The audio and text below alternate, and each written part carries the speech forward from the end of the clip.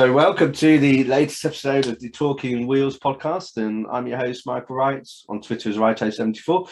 And this is a bit of a different one. So, one of the things I really want to do with this podcast is to make it really interactive and get more fans involved. I'm a fan myself. I think it's great to get the guests that we've heard of from the speedway world in terms of promoters, riders, mechanics, referees, anyone. But actually, it's really important because speedway only runs because of the fans. And I've got a special guest on with me today because it's somebody who has already appeared with us on the podcast, and I'm sure will appear in the future. And I just want to say hello to someone I'm very grateful for their kind of work and interest and support. And so I'm saying hello to Lynne Murray. So hi today, Lynne. Hello. Hi. Hi, it's good to have you on it, and I think you were on the first one with me with Roddy, and I think that was really interesting, and obviously as a dynamic it was fun because we had Roddy as the Edinburgh fan and yourself as a Tiger, a Glasgow Tiger. How did you find that? Did you like the episode? Yes, it was a lot of fun. It was a lot of fun. I even went out and got the book the next day. Oh, brilliant! I haven't read it all yet, but I've been telling lots of people about it, and in Scotland, we don't spend a penny. We don't have to. So I've already a waiting list of 4 people who want to read it when I finish, rather than buy the book themselves. They'll just read it when I finish. So. Yeah, excellent. It's a great book, and anybody who didn't catch that episode can catch it. But it's no breaks. It's excuse me. It's about the missing season, really, with the COVID with 2020. But actually, it's about a lot more than that. It's about Speedway as a whole, and especially around Great Britain and where it's at. So Lynne, I mean, obviously, Glasgow Tigers fan. Just tell us a little bit, if you would, about kind of, where you're at, what kind of stuff you get up to now, and then if you take us back to when you started going to Speedway. Okay, well, I've recently returned to Scotland after being exiled in England for more than 30 years. And I came back in 2017, 2018, just because my mother was ill. And I've always gone to Speedway since I was knee-high, and it was Glasgow all the way. My grandfather was really into motorbikes. He used to build bikes and race in the TT, and that's where he went on his honeymoon. That's where he took my gran. Wow. And she had a motorcycle license, and she never had a car license. And my father rode bikes, and he got into Speedway at a young age as well. So as soon as I was old enough to toddle, I was dragged along to the Speedway, and I loved it. Yeah. Loved it. And I was a pit rat, because in those days there wasn't the health and safety, and I would just wander around the pits and, what does that do? And I put my finger in it. Yes, yeah. Very annoying, I'm sure. But I absolutely loved it, and I loved seeing the bikes going round, and I loved seeing the different styles of the riders. And I'm kind of old now, so I've been lucky enough to see in the flesh the likes of Ole Olsen, Ivan Major. My very first Speedway hero was Charlie Monk. And he was an adopted Scot. But I was so upset when he signed for Edinburgh. That really upset me. Because obviously coming from central Scotland, there are big divides. Yeah. They always say you have 2 football teams in Glasgow. There's actually more than 2. Yeah. But there are 2 big ones that people talk about, and you're either one or the other. Yeah. And in Speedway terms, it was you're either west of Scotland or east of Scotland, which filtered down to Glasgow and Edinburgh. Yeah. We've had the Lanarkshire Eagles, we've had Motherwell, we've had different clubs at Coatbridge. Both Glasgow and Edinburgh rode out of Coatbridge. Yeah. And there's been quite a lot over the west of Scotland. So I followed the Glasgow Tigers, and then I moved down to London. And by the time I moved down to London, there was no Speedway going on in London. So I had a bit of hiatus. Then I moved up to Leeds and managed to catch the last few years of Bradford Speedway. And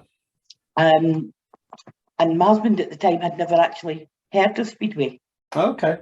it was somewhere his wife disappeared off to at the weekend when he was working. Okay, yeah. My husband, my second husband, he was deaf and he had a balance problem. He couldn't sit on a bike. Right. He couldn't balance, and I used to ride motorbikes, road bikes all the time. Right. So I've always been into motorcycles. I'm into anything with an engine and wheels. Yeah. That'll do me. An engine and wheels, and I'll go. You know, I've got a bus driver's license. Oh wow. A bus driver's license, a PSV. That's great. Yeah, no, yeah. Sorry, Yeah. I said wow. Yeah, no, that's cool. Yeah. In fact, were they trying to get you out with the old, with the shortage of HGV drivers and all of this, and probably bus drivers as well? Yes, I can't do it anymore. My legs are damaged. I was quite interested to talk to some of the people you had on, because I'm actually waiting to get 2 new hips. Right. I need 2 new hips and 2 new knees. Yeah. My lower joints just don't work anymore. Now, whether that's riding the bikes so much, I don't know. No, I don't think so. There's actually, I have arthritis and Paget's disease, which is where bits of calcium go into the bones, Right. and it makes your joints go at funny angles. Years ago, people used to have 4 legs, and you say that's rickets. Right. But nowadays, if you see them like that, it's probably Paget's disease, because calcium's growing up in the hip sockets, and it's pushing your hips out. So, you know, you've got to be careful with it. So, I eventually persuaded my second husband that speedway was a thing to watch, and I persuaded him to watch it on the television initially. Yeah. So I started him off with the Grand Prix. Oh, good place to start. Maybe not the brightest thing in the world to do, but because when I took him to the speedway track for the first time, it was an individual event. It was the championship solo event at Sheffield. Oh yeah. We lived in Leeds, which meant it was easy to get to Sheffield, Scunthorpe, Berwick, Newcastle, Redcar. No, that's a good spread. You know, so, and we could get to Bellevue, but a bit like Scotland, there was an east-west divide in England in the so, and also one of my other interests is murder and crime. Okay. And I'm glad you said the second bit, to be honest. Yes.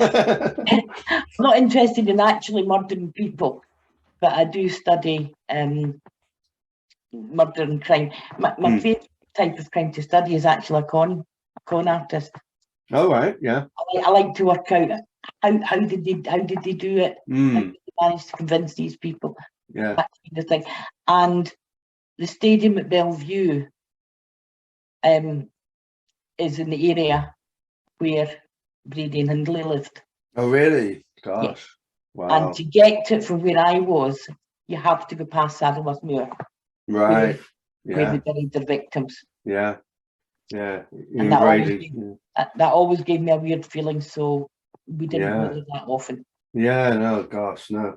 I'm listening. Actually, funny you say that. I'm listening to an audiobook at the moment, and it's I don't know if you've listened to it, Malcolm Gladwell, and it's called Talking to Strangers, and it's all about.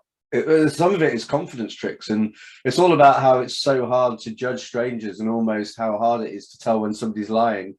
And I know there are ways, and body language and all sorts of things come into it, but it's quite interesting in that there's lots of examples of really high profile people who, either they've been a spy for years. There was one about Cuban spies in the FBI and CIA, and just how hard it is with, if somebody appears to be genuine, and it's really, you almost have the goodwill towards people, and it's really hard sometimes to spot when you're being deceived. It's interesting audio. It is, and it's I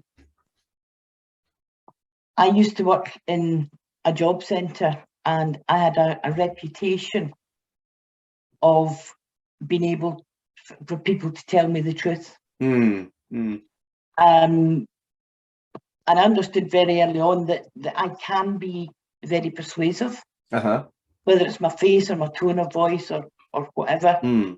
And I would get people sitting in front of me, and you go, and did you look for work? Yes. Yeah.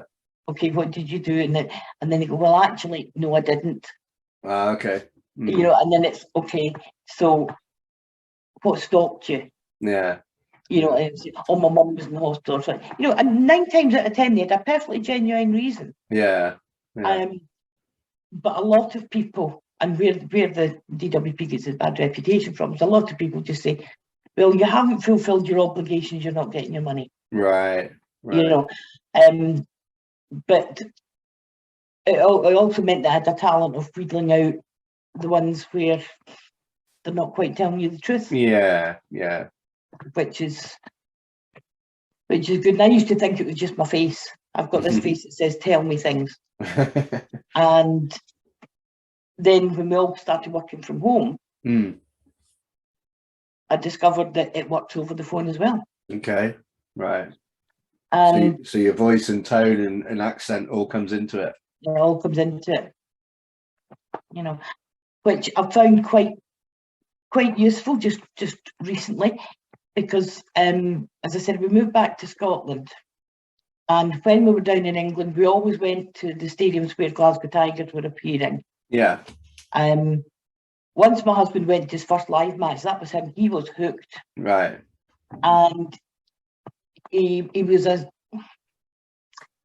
worked with statistics. He wasn't a statistician, but he worked with statistics. And he started collecting statistics, old programs, old papers. I have boxes of the stuff. And badges. He got into badges. And when we were moving up to Scotland, and we'd sold our house in England, and we hadn't got a house in Scotland yet, and we were at the speedway, in fact, not at Glasgow, but it was a Glasgow rider that was riding at Bellevue for Bellevue Colts, because we'd been back down to Leeds to finish off the sale of the house. And as we were travelling back up, and said, oh, the Colts are riding at Bellevue today, will we do that on the way back up? Yes, let's do that. So that's what we did. And we realised that a chap that was riding in Glasgow was also riding for the Colts. And my husband had long since said that he wanted to get more involved in speedway. He wanted to help a young speedway rider, because speedway riders, they don't get the sponsorship from big companies by and large. Not until you've climbed up the tree. And by and large, that's not when you need it. It's when you're trying to get up to the lower branches. And he said, I want to, but I like him. I thought, right, that's fine. I said, well, let's get a house first. Yeah, priorities. I said, you've got all this money sitting here from the sale of the house in Leeds. It's burning a hole in your pocket. let's get a roof over our head first. So we did that, and that was in December 2019. We moved into this house, and virtually the first thing he did was, right, I'm putting this money away. That's for helping a young speedway rider. Right, wow. You know, we'd like to help, and it was Connor Bailey that he picked. So I said, right, that's fine. I said, we'll do this in the 2020 season, which didn't happen. No, the lost season. The lost season. But unfortunately, I lost my husband in 2020. Oh, I'm sorry. And I didn't really think too much about it. When the speedway season started again, my dad's going, no, look, you've really got to come out. But I did have a very strange experience. The week after my husband died, his speedway star alert arrived. Right. With another one stuck to it. Okay. And I didn't notice it straight away. And this was only, he wasn't buried yet. He wasn't. We hadn't had his funeral, so it was only a week or so after it. Yeah. So I just I put it to one side, and then I was tidying up because people were coming round. And I thought, oh, hang on, there's two here. And of course, the address was on it. And it was Jerry Facena, who's the owner of Glasgow Tigers. Oh, okay. Oh. So it had his address on it. Mm. So I jump in the car and just drive up to his house. And what my husband did when we moved up to Scotland was, before the season starts, they always, at Glasgow, they have volunteers helping out with various things around the track. Yeah. I was there last week, and although my legs don't work properly, there's things I can do. So I was washing down the seats in the stand. Yeah. Yeah. So I'm washing the paintwork, because I can do that down and just shuffle along a bit. Yeah. And he'd be lugging tyres around and helping paint things and what have you. Yeah. So I knew he'd met Jerry 2 or 3 times. Yeah. And when I went up, it was the speedway start comes out on the Thursday, and this was like a Sunday afternoon, and I got there and he was there, and I apologised profusely for it being late, because there happened after the Glasgow Tigers in it. And I said, I'm really sorry. And when you're just bereaved, you don't think straight. No. I said, I'm really sorry. My husband died a week past on Wednesday, and I didn't notice this was stuck to his, And he went, who's your husband? I said, Gavin Walker. You went in. He said, oh yes, he comes and helps us out at the stadium at the start of the season. I went, yes, that's him. We'd been to a couple of events. Yeah. He said, all right. He said, oh, I was really sorry to hear that. So it is. And things moved on. The season started, and I was asked if I wanted to dedicate a heat. Yeah. Which I did. And it was quite emotional the first time. We weren't allowed in the stadium, and we had a podcast with Nigel Pearson doing the commentary. Oh, right. One of Gavin's heroes. We commentary. And when he announced that race, they said, and this is in memory of Gavin Walker. Oh. And I thought, he would just be so chuffed to bits. Yeah. And I'd completely forgotten about this money sitting in this other account. Because at the start of the 2021 season, Connor wasn't there. Right. Because he was still stuck in Australia. Because it got to the point that Australia went into lockdown in sections. Yeah. Yeah. And whenever the UK was open, he was in a section that was shut. Right. Yeah. And whenever his section was open, the UK was shut. Crazy. Which was crazy. So it took me a while. And then eventually they got word that there was going to be like a 2 or 3 day window. And they just dropped everything and came back. Yeah. Which was great. In Glasgow, offered him a spot back, which was also good. Things moved on, and then he blew an engine in the under-19 championships. Yeah, which is going to be expensive, isn't it? Yes. So the word went out amongst the fan groups, right? There's this young boy who's come over. And I'm sitting there and I'm going, Gavin put aside some money for this. I'd forgotten all about it.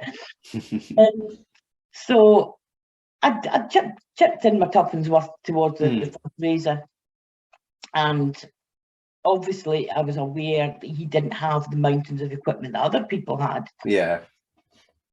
And I started speaking to the chap that was organising the fundraiser, and I said, well, how's the fundraising going? Oh, well, yeah, it's going. We've got about this much and whatever. And I'm going, okay, that's going to take a while to get to the price of an engine.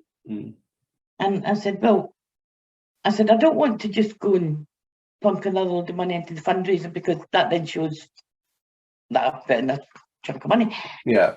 I said, is there any way I could do it privately? So he gave me Connor's contact details. So I just got in touch and I said, right. I said, how's your fundraising going? I know you're getting money. I know Colin's getting money. How much are you short? Yeah. And Connor said, well, I said, I don't understand the question, really. And I said, look, I'm willing to pay the balance of what you need to to get your engine. And he went, okay, well, it's such and such. And I thought, I said, you're just like my son, you ask a question, you get a straight answer. I thought, brilliant. So I did that. Yeah. And then I didn't really think too much about it after that. I just did it. And I'm part of one of the support groups at Glasgow's Tigers Plus, who help raise funds for the Speedway Club. Yeah. Which again, it was an initiative my husband was getting us into. And it was something else I'd forgotten about until I was contacted by Tigers Plus to say, I'm sorry we haven't replied. Do you still want to join? Yeah. I said, well, I do. I said, but my husband can't because he's already gone. But somehow they got to know about it. Right. And there was a lady that I sat next to. I've been sitting next to her for weeks in the stand. I'd have my dad on one side and this lady on the other. And then I realised that I recognised her from some of the Zoom calls that we had with Tigers Plus. I said, oh, are you? So, yes, that's fine. And then she goes, that was a nice thing you did for Connor. And I went, okay. How do you know about that? Turns out her daughter lives with one of the boys that does the track. Okay. So she lives up at the pits when there's a meeting on. So yes. But nobody really knows who I am within the club. Really. I mean, now a lot more people know who I am. Yeah. So I was flying under the radar, and that was fine by me. And then the guy that runs Tigers Plus also does the announcing in the middle of the park on the grass. I'm sitting up in the stand waiting for my dad. I used to go earlier than my dad because my dad's in his 80s. All right. Yeah. You can't really sit around in the cold for a long time. And you don't have reserved seating. So I would go early and reserve a seat. Yeah. And the next thing I know, Derek comes up, the announcer comes up and he said, I've got somebody wants to see you. And I'm like, what have I done, And there's Connor with his mum and dad in tow. Oh, brilliant. And they just wanted to say thank you and that. I said, that's fine. And then Connor had to go on the track walk, so I was talking to his mum and dad. So I explained to them that this is what had happened. Yeah. And apologised that I hadn't, thought about it earlier because I knew they'd struggled to go over from Australia. Right. It still hadn't clicked at that point. And I said, but, I said, that's not all of it. I said, there is more here, and I would like to help it in memory of my husband. Yeah. And that was the start of it. We got talking. Yeah. We got talking. There's still some stuff that's under wraps, but it won't. I don't know when this is going out. It won't be under wraps by the end of February. Oh, okay. So this will be out after that then. Yeah. That's fine. Because I got his sponsorship brochure designed and printed. Oh, right. Oh, I like that. I didn't realise you were behind that. He had somebody else was supposed to be doing it, and they'd done it for him for the 2020 season. We didn't. And they said, it's all right, well, I amend it and update it for the 2022 season. That's fine. When's it going to be ready? Yeah, I'm a bit busy.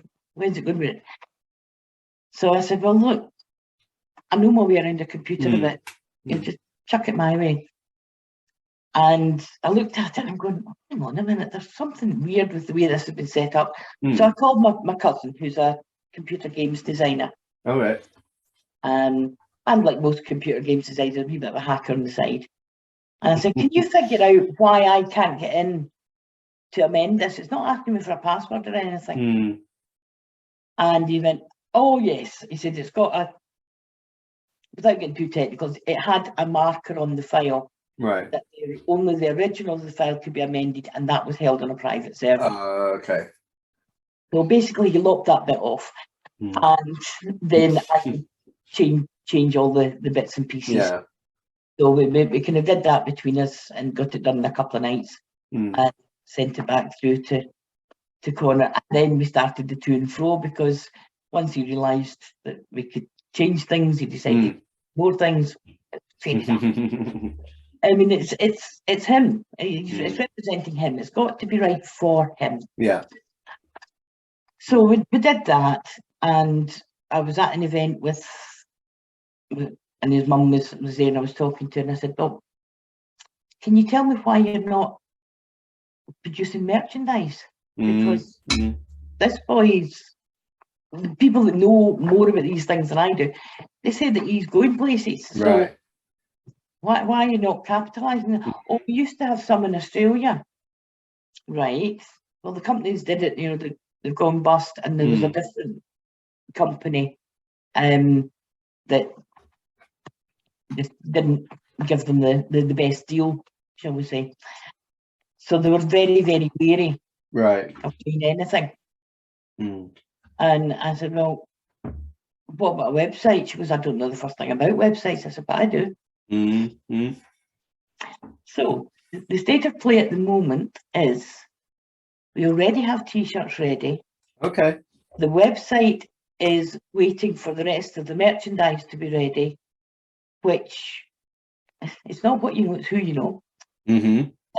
I found a gentleman who lives not far from me, and I went to school with his father. And he's doing a very good deal on embroidered goods, you know, the fleeces and polo shirts and that. Oh, cool. And he's going to drop them off at the house. So when they're ready, the website is going live. Yeah. With a big splash. And awesome.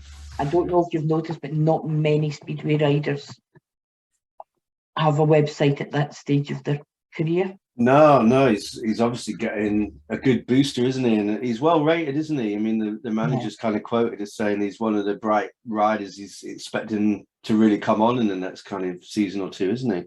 That's right. So we're hoping for better things, and that this is going to be his springboard year. Yeah. And I thought, well, if this is going to be springboard year, let's get the building blocks in place. Yeah.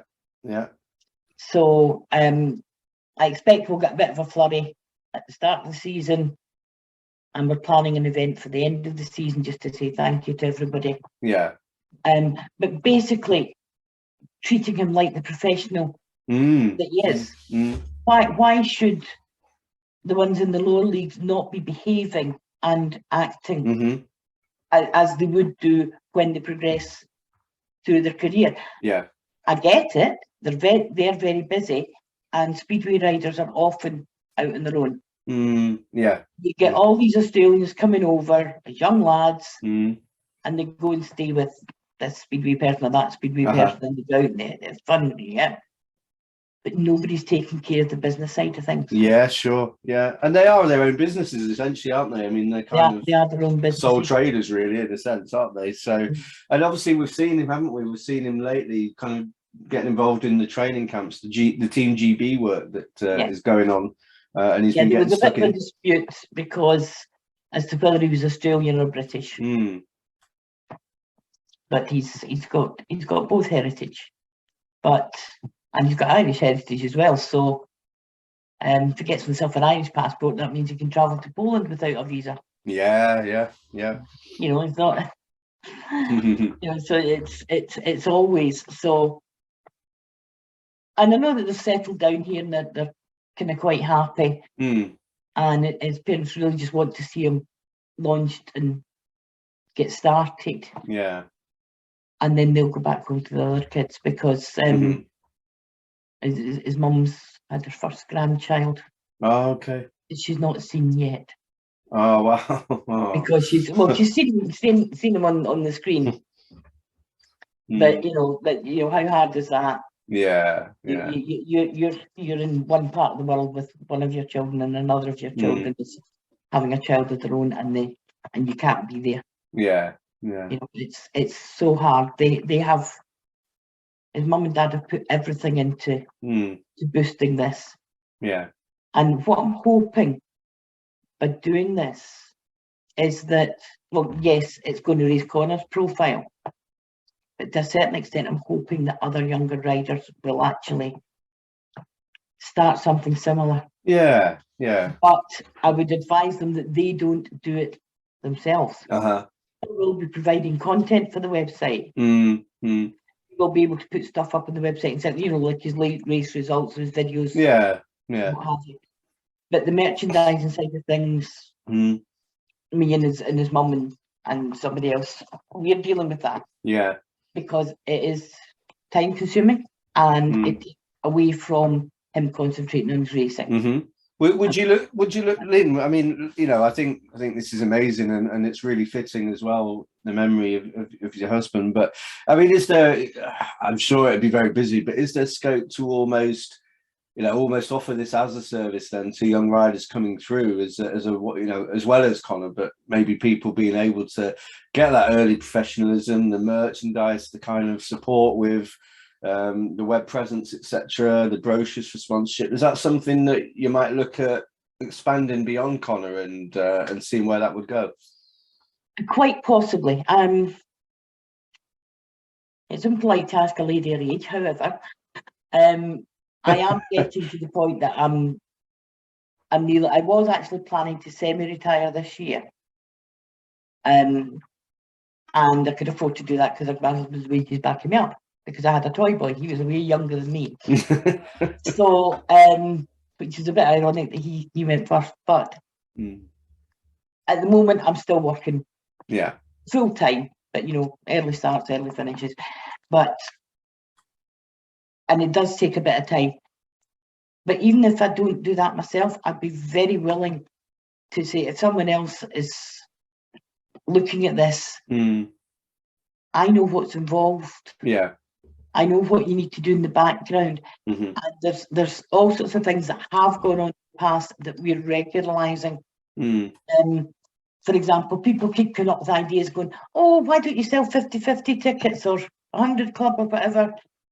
And they're going, oh, yes, we'll go and do that. And then they go, whoa. You know you need a licence. Why do you need a licence? Because at the moment you're doing it online. Right. You're doing it on premises, same day, no licence. If you're selling in advance or selling off premises, you need a licence. Right. You know, and depending on what you're doing, there's different types of licenses. So I'm getting that sorted out as well, so that the fundraising can go ahead. Oh, great! Yeah. There'd be nothing. To me, there's nothing worse than he achieves his goal, and then somebody comes up and says, but when you were starting out, you did this illegally. So right. did this because, you know, we Brits are brilliant at tearing people down that are up. I know. Yeah, you're right. So I'm just trying to make sure that it's all above board and all correct, and it's 1 degree of separation away from. So basically, if I mess up, it's my mess up. It's not. Yeah. You know. So I'm not doing it all alone. He got a support squad put together, which is people in the UK, people in Australia, helping to fund them. Yeah. And that was started by somebody else who's been around Glasgow for a long time. Right. Used to actually run the track shop. So he's got a lot of merchandise contacts as well. I've got a fair few contacts. It's one of the things, when you come back to where you grew up, it's amazing how many of your old friends want to get to know you again. Oh, that's good. Good. And then what they're actually doing with their lives. So that's how I got the printing done for free. The cut price embroidery. There's a lot of things I'm getting on the cheap. Yeah. We're producing button badges. I was going to get someone to produce them, and one of my nieces who does a lot of craft stuff, she actually printed the t-shirts for us. Oh, okay.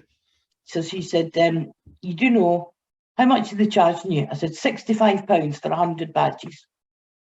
And she went, you do know the machine to make them only costs 55. Oh, right. Okay, get the machine.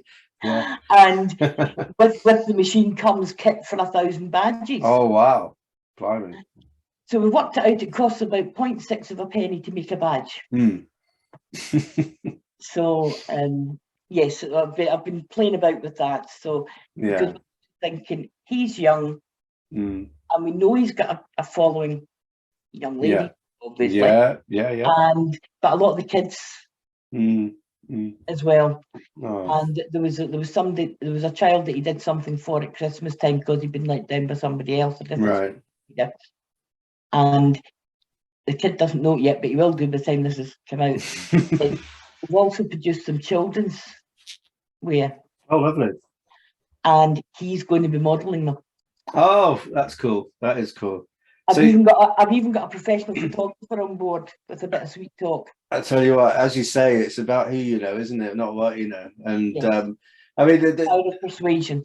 Yeah, and this is awesome, Lynn. I didn't know where we'd go with this, but I think we're going to wrap in a sec. But I think what would be good is that we're talking. Obviously, we're going to get Connor on at some point, and it'd be nice to almost have these two piggybacking onto each other. Really, this episode and Connor's one, because I think it flows nicely. It's so nice that you've turned a really important thing in your life into something that is meaning. It's helping someone else. Yeah. And actually, from what you're saying, then this could help more than just Connor. And looking forward to seeing how he does this season in the Tigers' colours. But obviously, you've got something there that anybody could really benefit from. Young riders kind of thinking about starting out. It's exciting. And they could do it. All they need is someone. And with young riders, it's often their mum or their dad. Yeah. You don't need highly technical skills. It's not that expensive to set up. If you're doing the merchandising on the website, most websites charge you about 20 quid a month to do that. It's not astronomical. No, that's great. Well, look, Lynn, I think we'll wrap up, but I think what I'll say to you though is just congratulations for yourself, so self-motivated to make these things happen, and it's so nice to think that somebody's going to benefit directly, and if that gives him a leg up for the season and his career, then that's just amazing. So, well, let's look model for other young riders. Yeah, exactly, and he comes across well. I mean, we've been in contact to sort an episode out, and he comes across really nicely. And we'll piggyback this on, and we'll have you on again when we get Connor on. So I hope people will look forward to that. And it's been interesting to get to know more about you, Lynn. So I look forward to the next time you join me again in the hot seat. So I don't know what I'm going to do with this stuff now. I don't actually drink alcohol. All the people now is forget.